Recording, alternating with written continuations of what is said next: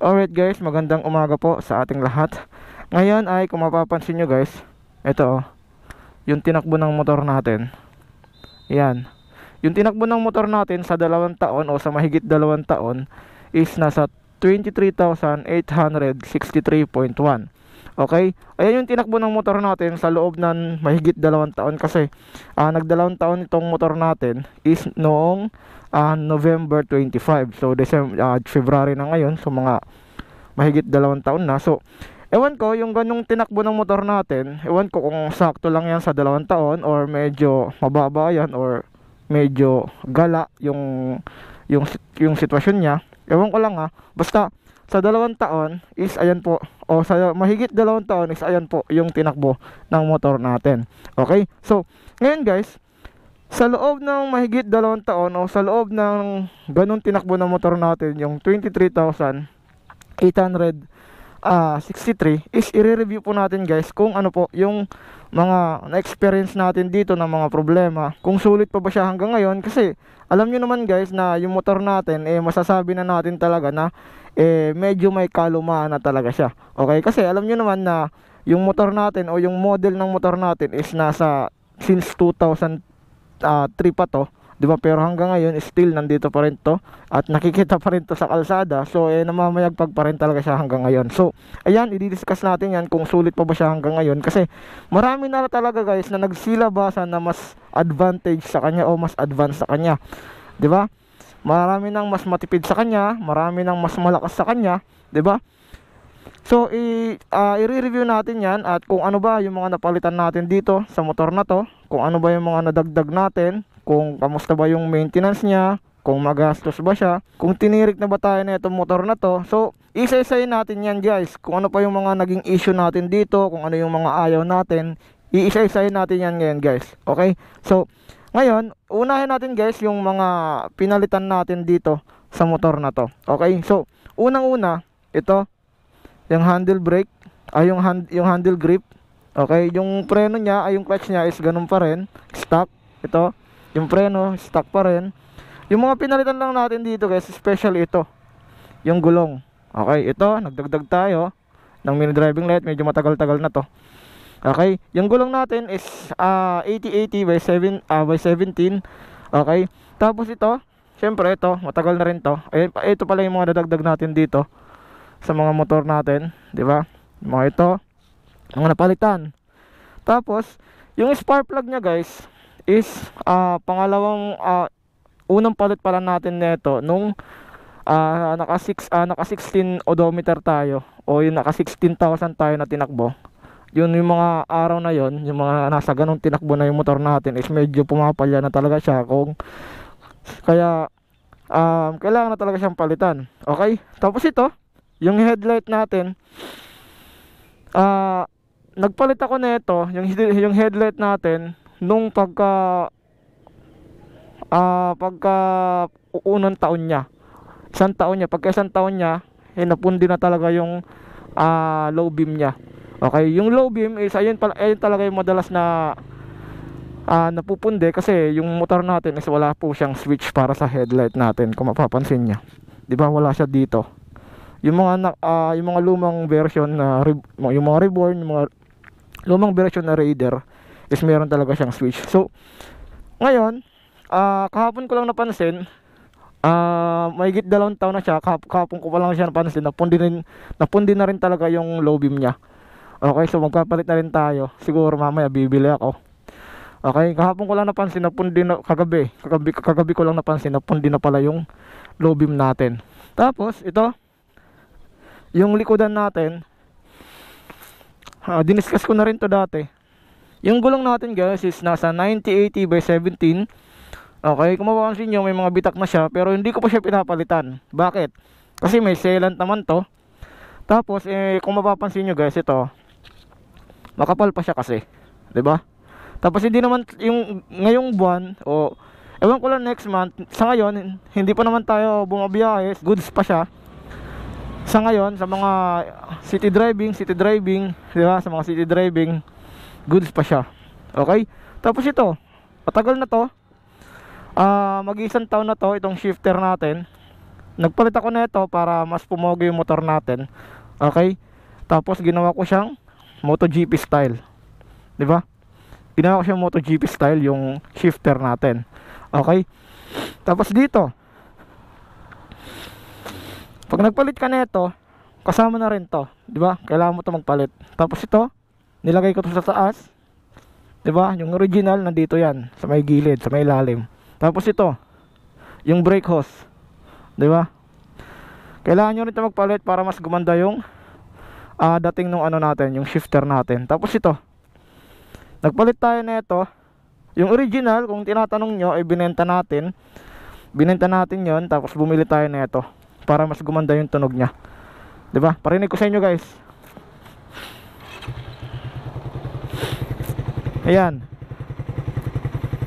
'Di ba? Ayan yung tunog nya. Mas gaganda pa nito, guys, pag legit yung stainless na elbow natin. Ito hindi to legit eh. 'Di ba? Kinakalawang eh. Mas puputok pa to pag naka racing carb ka. 'Di ba?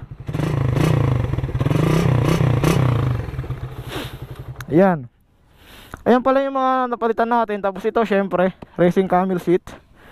'Di ba? Pinalitan natin yung stock natin. Dati naka flat seat lang tayo. Ngayon nagpalit tayo ng racing camel seat. Okay? So ano pa ba? Yan, yung spark plug pala, guys.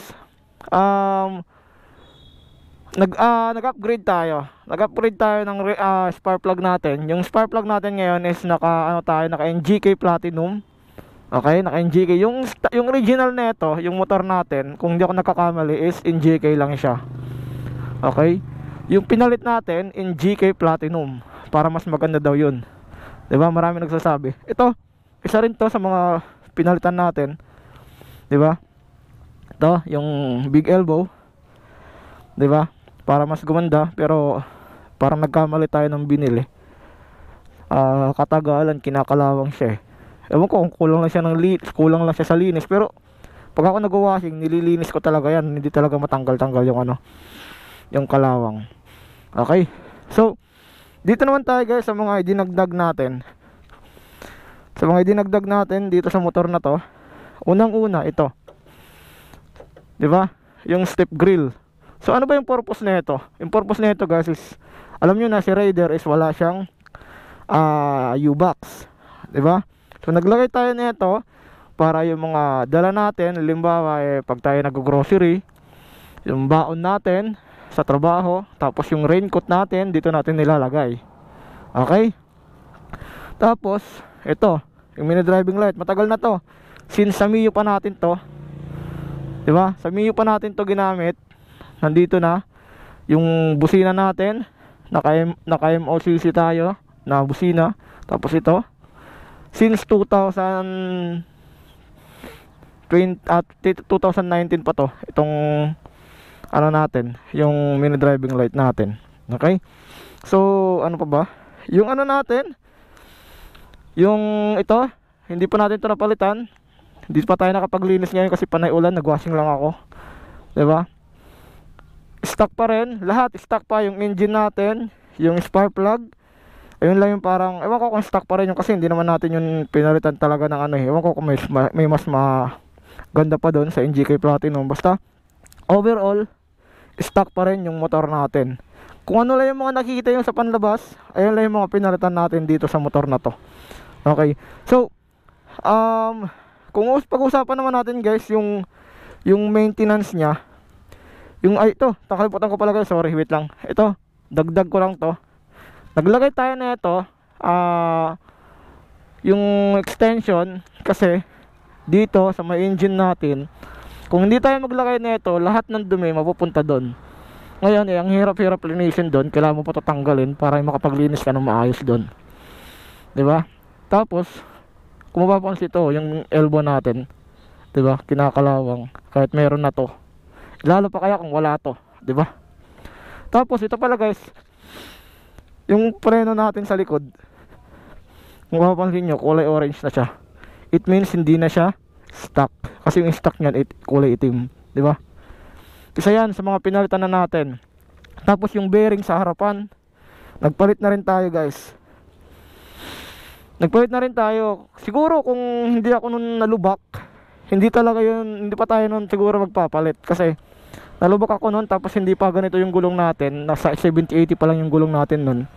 Siguro kung hindi ako nun nalubak, hindi ko nakita yung lubak, ayun talaga ano talaga nasira yung ano natin, yung bearing natin, di ba?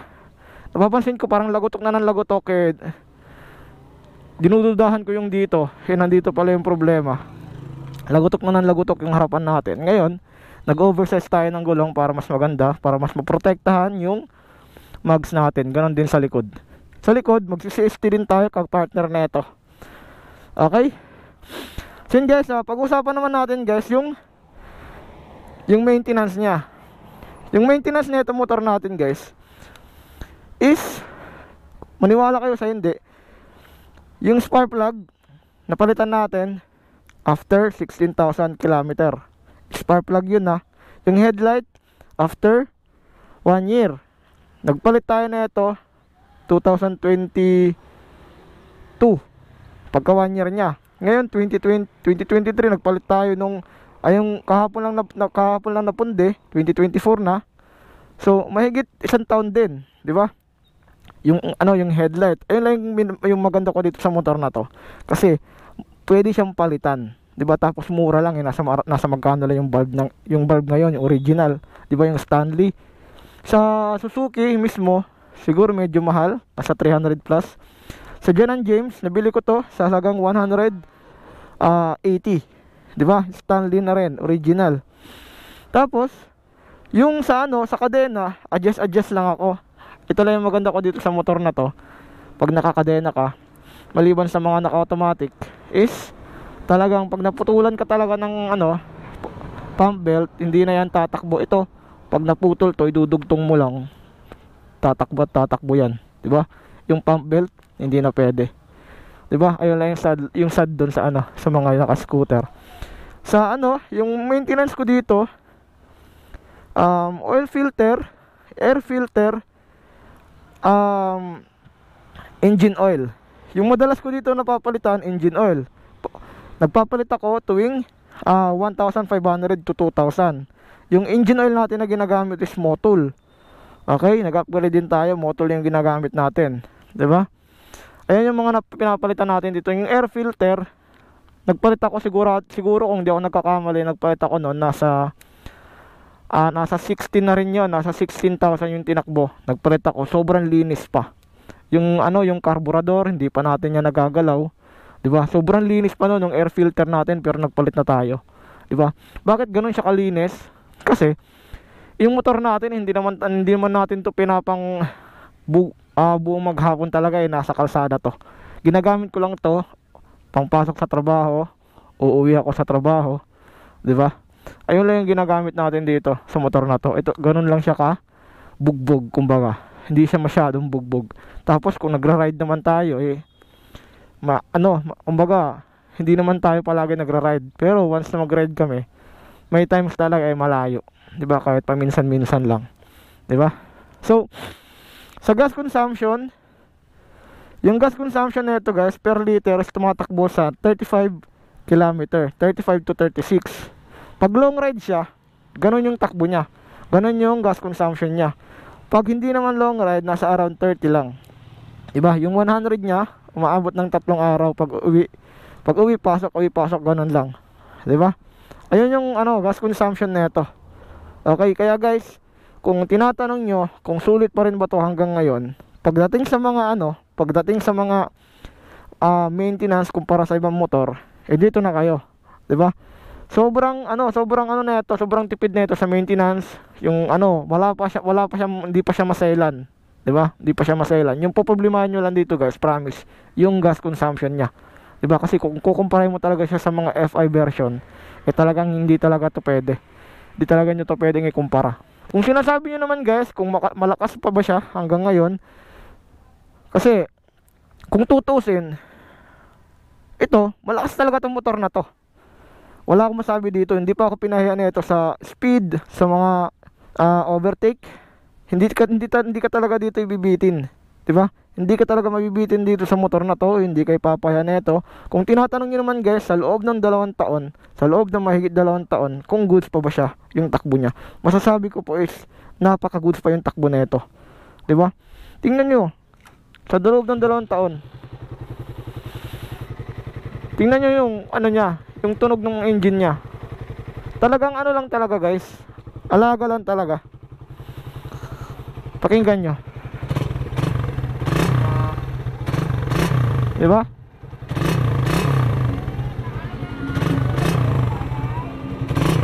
Oh, wala siyang lagitik guys. Pakinggan nyo. Yung isang motor kasi guys is nasa pag-aalaga talaga yan, diba? Nasa pag-change oil, alagang change oil lang talaga, diba? Sa 2 taon, kung goods pa ba yung takbo niya, goods. Napaka goods guys, promise. Yung hindi ko lang talaga nagustuhan dito sa motor na to is ito. Isa to sa mga hindi ko naman to nagustuhan, 'di ba? Isa to. Tapos yung dito talaga, dumihin talaga dito sa may part na to. Kahit meron na siyang extension, 'di ba? Yung sinasabi nilang lagitik sa ano, yung lagatak-lagatak dito sa may ano, sa may kadena. Pag maluwag guys, hindi siya problema. Pag maluwag, 'di ba? Pag maluwag, dun mo lang talaga siya i-adjust. Kasi pag maluwag siya, higpitan mo kasi ginamit mo 'yun eh, 'di ba? Natural, ibabalik mo 'yun, 'di ba? Hindi 'yun issue dito sa rider. Huwag kayong maniwala sa mga sabi-sabi, 'di ba? Hindi 'yun issue kasi normal lang 'yun kasi ginagamit mo, lumuluwag eh, 'di ba? Lumuluwag siya. So kailangan mo higpitan para hindi na maglagitik, 'di ba? Yung panay palo dito, 'di ba? Yung panay palo, 'di ba? Ganon siya. Yung mga nagustuhan ko naman dito guys, especially yung speed, 'di ba? Yung speed, yung maintenance, tapos yung looks niya, 'di ba? Yung tindigan na itong motor na to, 'di ba? Wala ka talaga masabi, lalo na pag nilagyan mo na talaga ng shifter, naka racing cam seat. Tapos kung ano yung mga gusto mong mga ipapalit dito sa mags na to, 'di ba? Wala ka talaga masasabi dito sa motor na to. Yung ano, yung bukod tayong pinalitan ko lang para mas umangas talaga siya. Yung shifter, tapos ito yung canister natin para mas tumerno siya sa motor natin, 'di ba? So yun guys, kung meron pa akong hindi nasabi tungkol dito sa motor na to, please comment na lang po sa comment section natin para at least alam din po ng iba, especially mga makakapanood na itong video natin, para at least malaman din nila kung ano yung mga naging issue nila tungkol dito sa motor na to, kung ano man naging issue mo tungkol dito sa motor na to, 'di ba? Tayo, iba-iba naman yung mga nararanasan natin pagdating sa motor. Pero ako, sa loob ng 2 taon na paggamit ko dito sa motor na to, hindi pa ako tinirik, hindi pa ako nagka-problema dito sa motor na to. Okay? So yun guys, hanggang dito lang muna yung video natin ngayon. Maraming salamat po sa inyong panonood. See you on my next vlog at ride safe po sa ating lahat. Peace out.